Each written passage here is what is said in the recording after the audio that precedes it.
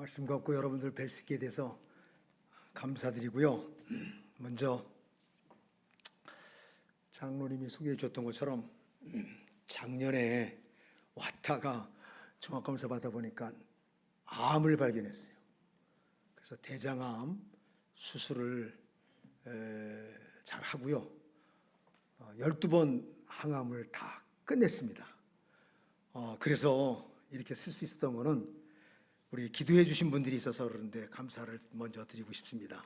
올라 목사님, 또 우리 담임 목사님, 박 목사님, 또 전장로님, 오늘 이현실 권사님 오셨나요? 어디 계세요? 아유, 할렐루야. 찬양인데 그분인가 한참 찾았어요. 그리고 또 축복 목장, 손 들어보세요. 축복 목장, 아유, 그러시구나. 우리 평화 목장 손 들어보세요. 평화 목장, 할렐루야, 할렐루야. 목원님들까지도 기도와 사랑에 감사드립니다. 이렇게 해서 빨리 회복이 된 것 같습니다. 완치는 안 됐지만 저도 놀래지만 의사도 놀래요. 담당 주치가. 이때까지 제가 대장암을 많이 수술한 사람이었지만 제일 빠르게 회복이 돼서 자기도 놀랬대요. 그래서 제가 선교사니까 그래서 그러시구나. 뒤에서 기도하는 분들이 많이 있으시겠구나. 그런데 빠르게 수술해 주시고 아주 빠르게 항암을 받을 수 있게 해서 사실 항암 끝난 지 이제 한 달 반 정도 된 것 같아요. 근데 암 환자라고 그러지 않으면은 그렇게 생기지 않았죠? 여러분들의 기도해 주셔서 진심으로 감사를 드립니다. 먼저 제가 말씀드리기 전에 이제 4월 달이죠. 다음 주 월요일 4월 28일 날 들어가려고 그래요. 또 들어가야만 돼요. 거기 선교지에서는 제가 아픈 사람으로 안 알고 있더라고요. 무슨 소리인지 모르겠어요. 선교사님은 아픈 사람이 아니고 빨리 들어올 줄로 믿고 있는데 일이 산더미처럼 쌓여 있고 또 제가 거기 들어가야만이 거기서 여권을 바꿀 수가 있어요. 거기서 선교지에서 했기 때문에 그렇지 않으면 안 될 것 같아서 28일 날 이제 돌아오는 월요일 날 들어가게 되는데 계속해서 기도해 주실 수 있기 바랍니다. 감사합니다. 먼저 제가 기도 제목을 좀 몇 가지 여러분들에게 드리겠습니다. 그리고 말씀 함께 보았으면 좋겠는데요. 러시아와 우크라이나가 전쟁을 아직 하고 있잖아요. 전쟁이 종식되게 끝나게 기도해 주시기 바랍니다. 근데 조짐이 보이긴 보여요. 여러분들도 알다시피 미국의 트럼프 대통령과 우리 러시아의 푸친 대통령과 아주 잘 통하는 이 성격인 것 같아요. 이 두 분들이 기질이. 그래서 우크라이나의 젤렌스키 대통령을 빼고 만나가지고 지금 3차 만났습니다. 두 번 사우디에서 만나고 이제 세 번째 키예프에서 터키에서 만났는데요. 좋은 조짐이 보입니다. 그래서 기도 좀 더해 주셔서 전쟁이 3박 4일로 끝날 줄 알았는데 3년까지 왔습니다. 사실 많이 피로가 지쳐 있어요.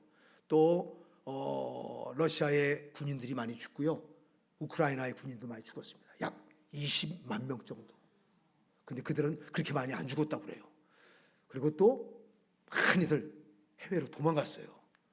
그러다 못해 전쟁은 계속 해야 되는데 원래 의무가 1년입니다. 군대가. 우리는 몇 년이에요?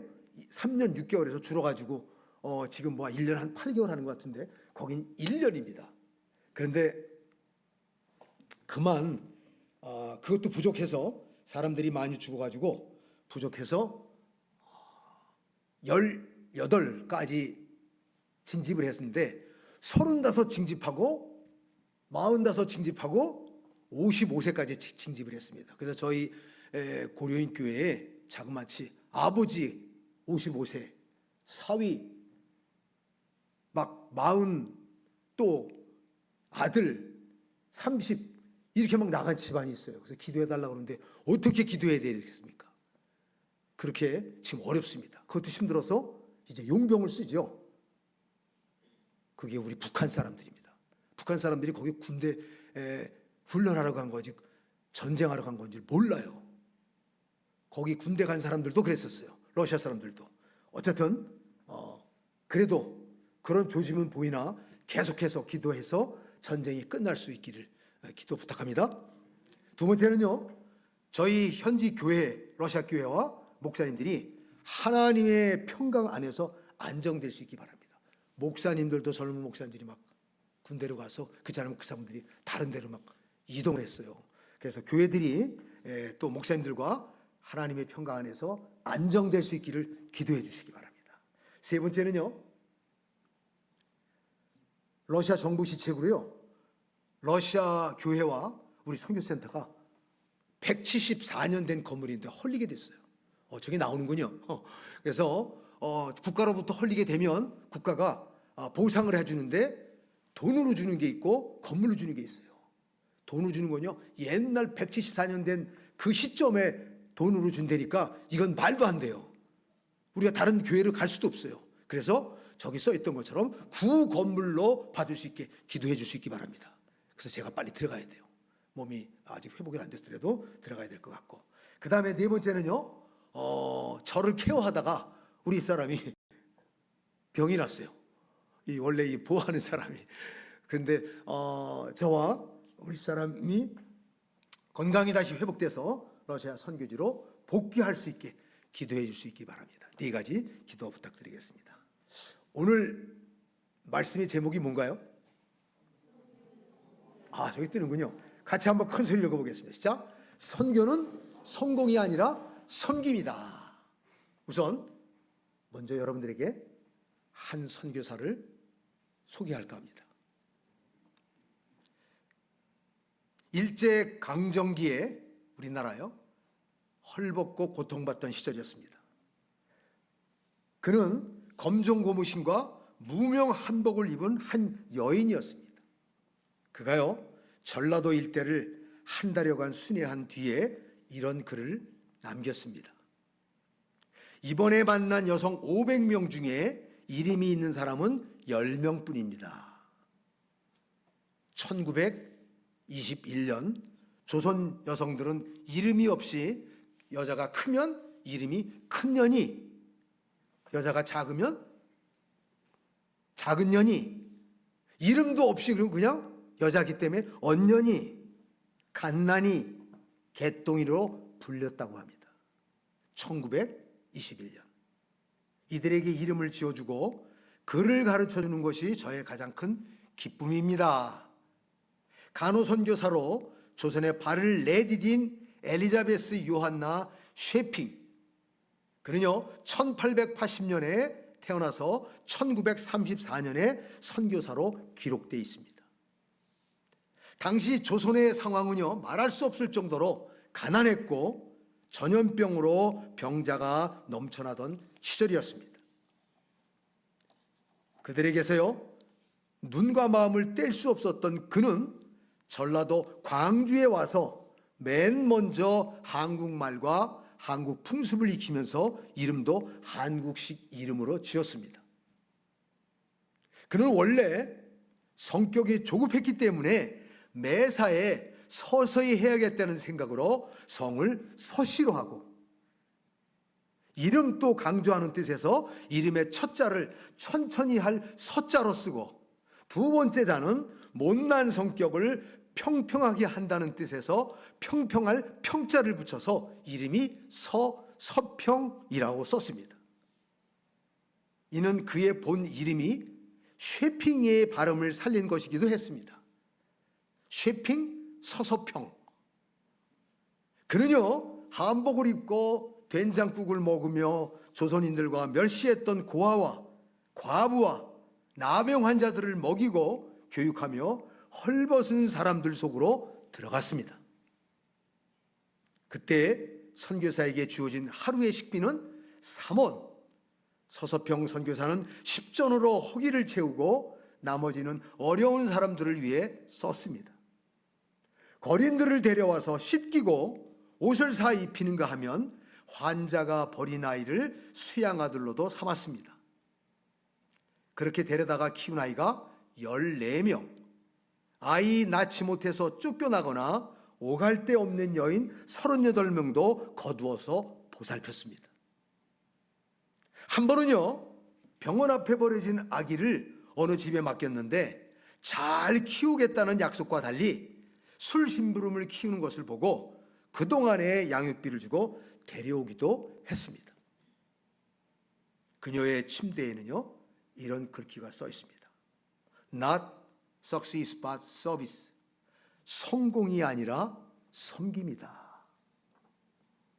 조선에서 이렇게 헌신하다가 휴가를 받아서 잠시 미국에 가 어머니를 만났을 때 어머니는 고된 생활에 찌든 딸을 보고 칭찬하지 못하고 몰골이 부끄러우니 당장 돌아가라 하면서 매몰차게 외면도 했다고 기록하고 있습니다.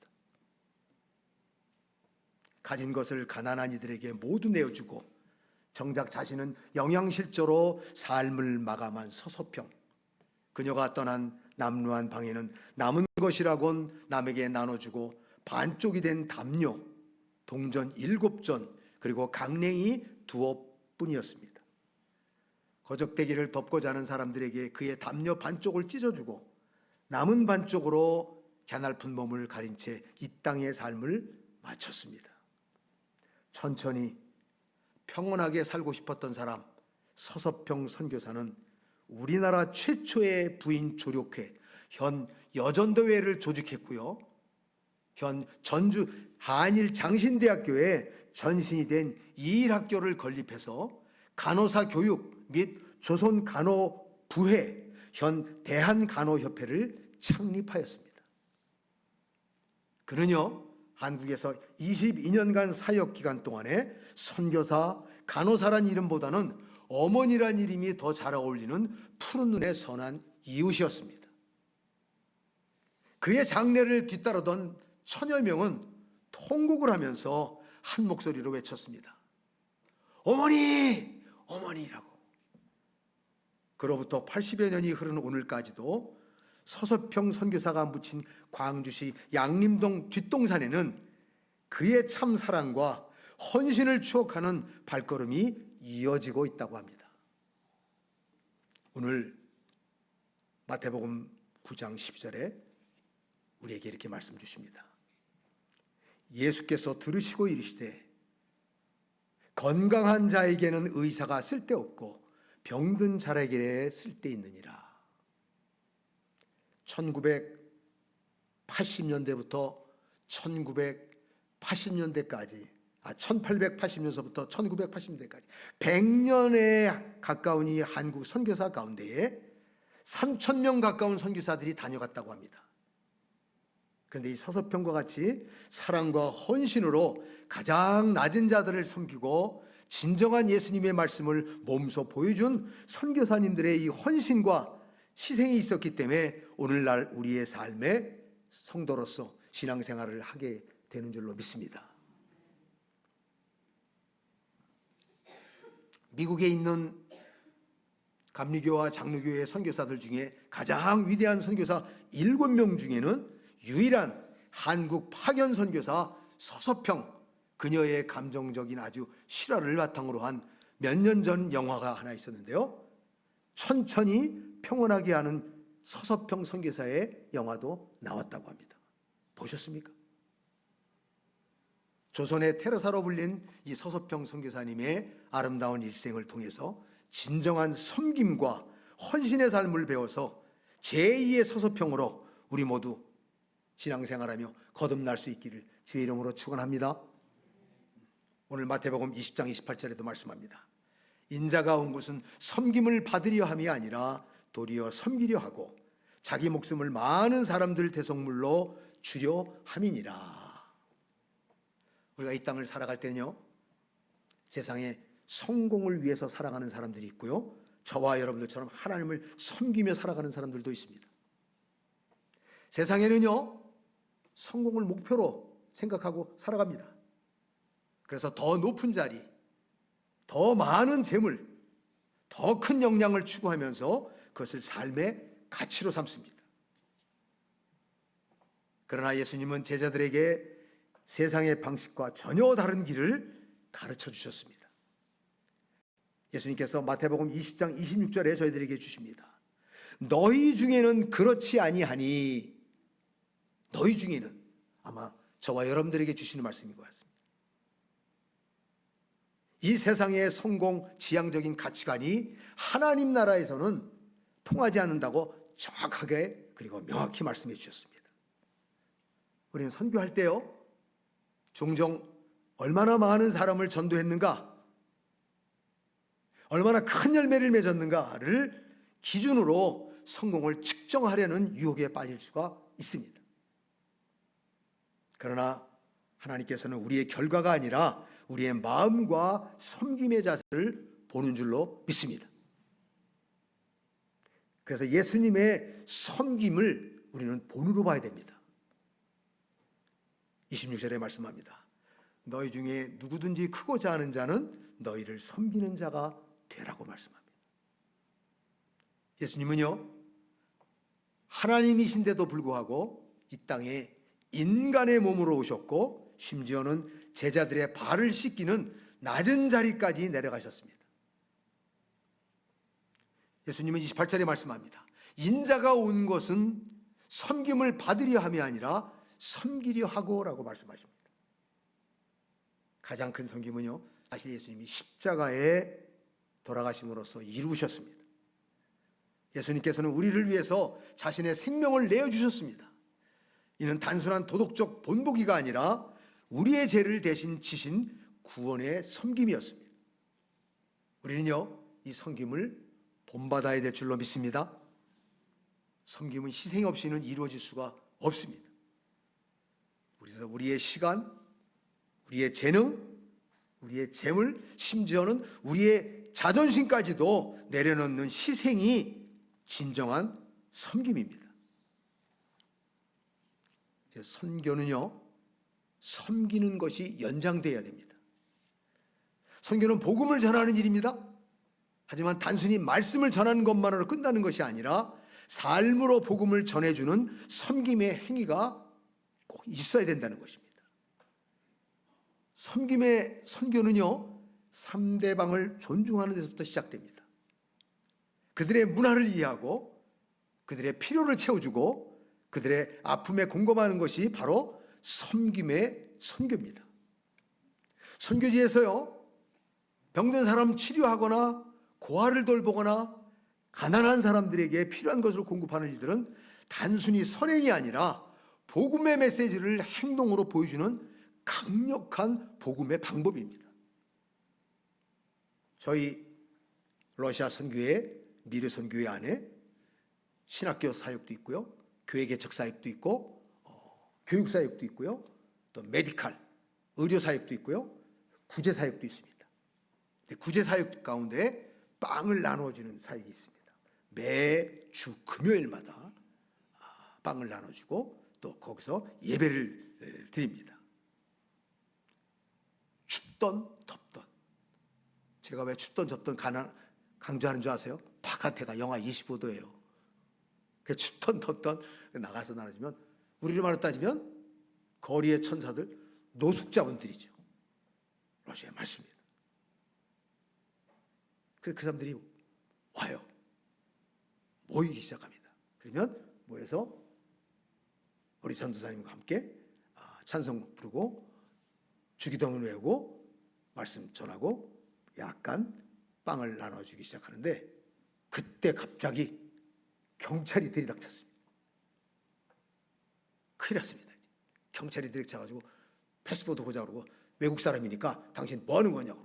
아마 경찰들이 외국 사람이라서 자기네 사람 빵 나눠주니까 자존심이 상했나 보죠. 막 발붙이는 거예요.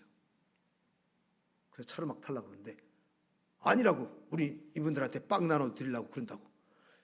그리고 당황하고 있는데 그때 빵을 받고 있는 우리의 노숙자분들이 저를 뒤에다 놓고 나서는 거예요. 그러면서 경찰한테, 그러니까 당신들이, 이분들은 우리에게 빵을 주는데 당신들은 우리에게 준 게 뭐이냐고. 반대로 경찰한테 우리를 대신해서 그러는 거예요. 경찰들이 쭈비쭈비쭈비 하더니 그 사람들이 맞고 그렇게 얘기를 하니까 아무 말을 못하고 갑니다. 그래서 얼른 그 사람들에게 이제는 바깥에서 하지 말고 교회에 와서 예배드리고 거기서 있으라고. 그때부터 교회에 오기 시작을 했습니다.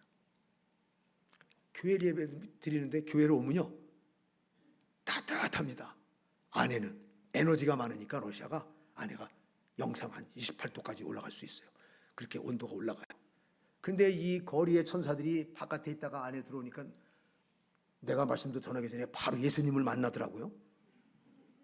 그리고 콕 졸으니까 뭐 그것도 잠 주시는 것도 여호와 하나님이시니까 콕 졸고 좋은데, 저 뒤에 앉았다가 제가 이제 말씀을 전해야 되면 한 5분밖에 안 남았는데, 평상시에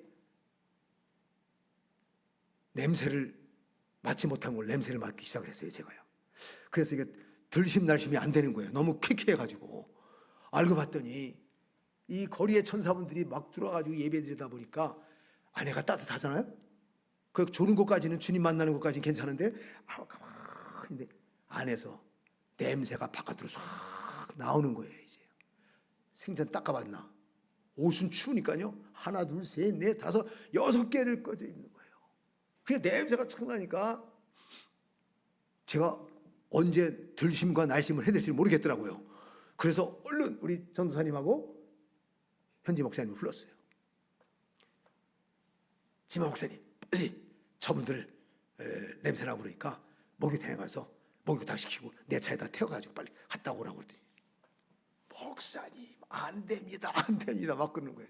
시간 없다고 빨리 갔다 오라고. 그래서 막 했더니 안 된다는 거예요. 그래서 왜 안 되니까, 목사님 저분들 가만히 보세요. 냄새만 나오는 게 아니라 안에서요 이가 막 나오는 거예요. 이가 이제 따뜻하니까 옷이 찢어 있으니까 이들은 추운 몸 안으로 들어갔다가 닦아대니까 나오는 거예요. 저는 그때 하나 깨달은 게 있어요. 추우니까요 냄새도 얼어요. 냄새도. 여러분들 추운데 냄새 맡은 거 못 맡아봤어요? 냉장고에 들어가면 다 얼잖아요.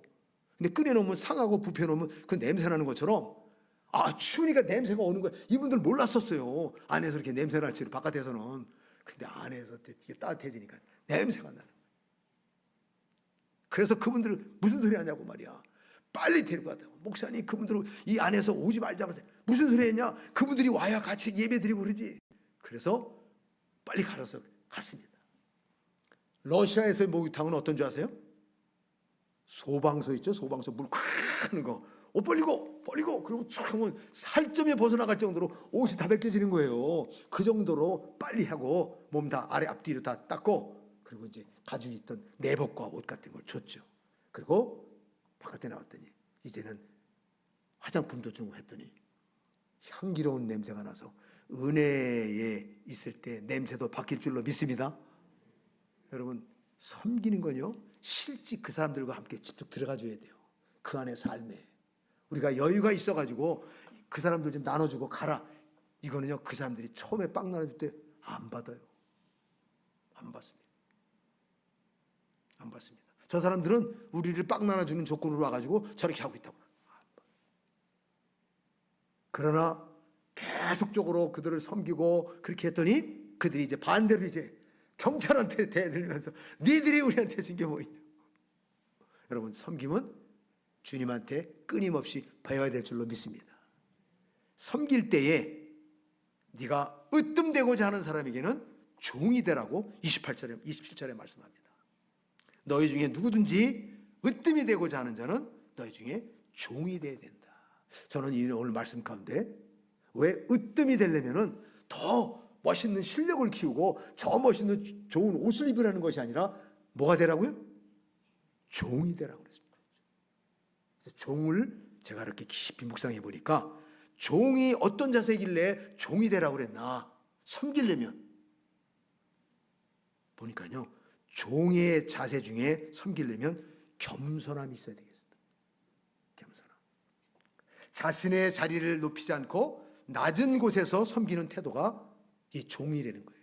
그러면 겸손해야 된다는 거예요. 벌써 잘 섬기는 사람은요 겸손하게 되는 것 같아요. 자기 것을 주장하지 않고 자기 있는 것까지도 주는. 두 번째로 이 종의 자세에 무엇이 있을까 기도하면서 보니까요, 헌신이 있어야 되는 것 같아요. 헌신.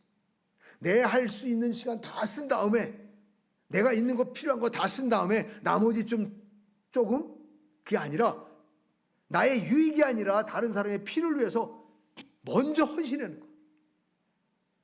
그때 하나님이 종이 되라는 것이 그 안에 있고요. 그 종이 돼서 헌신하면 으뜸이 된다는 거예요.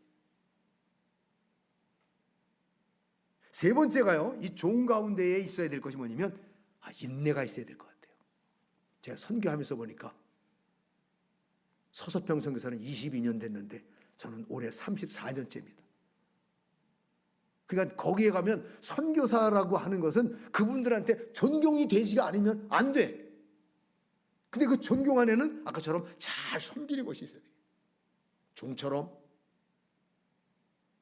때로는 자기의 헌신하는 것처럼, 또 그가 겸손한 것처럼 그 안에 삶이 배어 있을 때 그게 종처럼 섬겨질 때에 그분이 으뜸하게 된다는 겁니다. 인내할 때는요, 때로는 오해와 거절이 따르지만 끝까지 포기하지 않는 거예요. 빵 처음에 나눠줬더니 받지 않는다니까요. 배로 반대로 빵을 집어던지고 그러더라고. 너 날 누구로 보는 거야? 러시아 사람들이잖아요. 그런데 하물며 그들에게 정말 없는 거를 주기 위해서 그렇게 섬겨봤더니 여기에 인내가 필요하겠더라고요.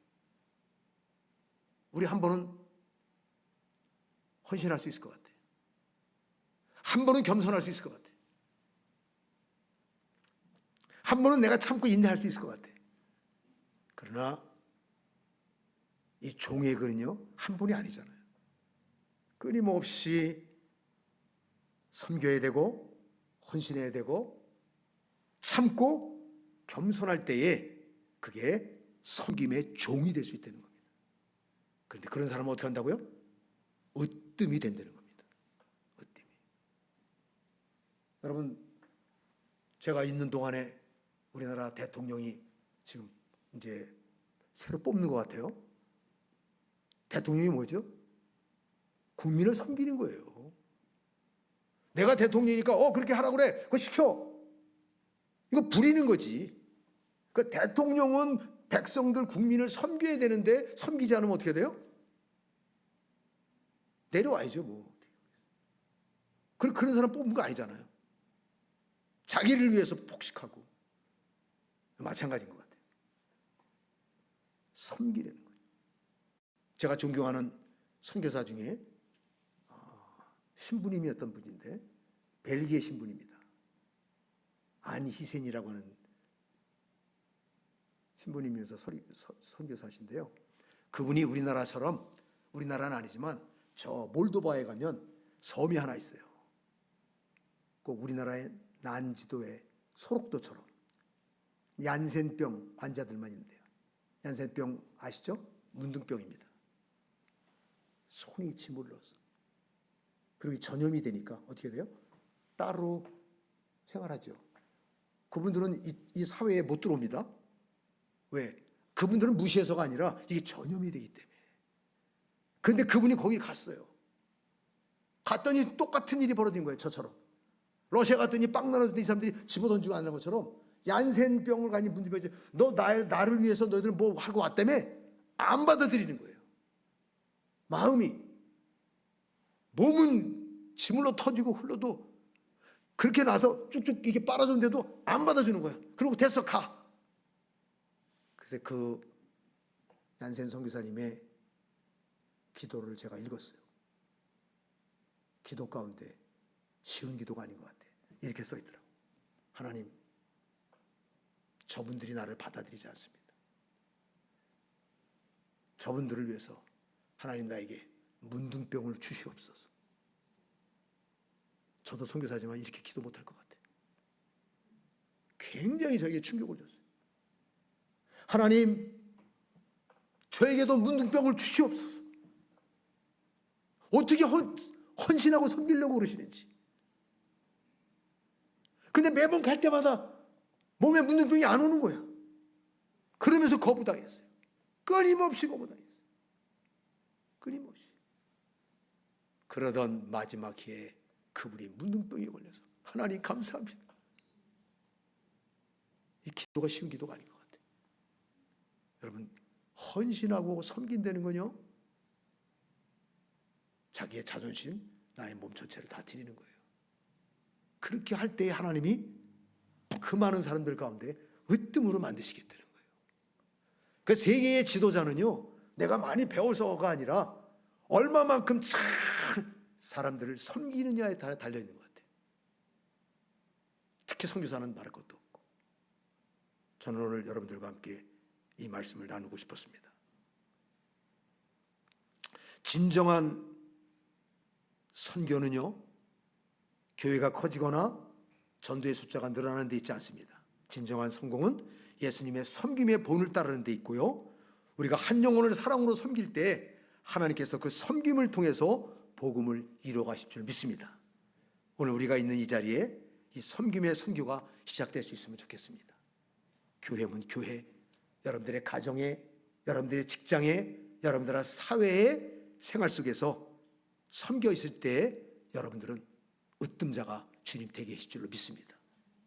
그래서 우리의 삶 가운데에 모든 곳에 하나님의 섬김의 자리로 돌아갈 수 있는 저와 여러분들이 될 수 있기를 주의 이름으로 축원합니다.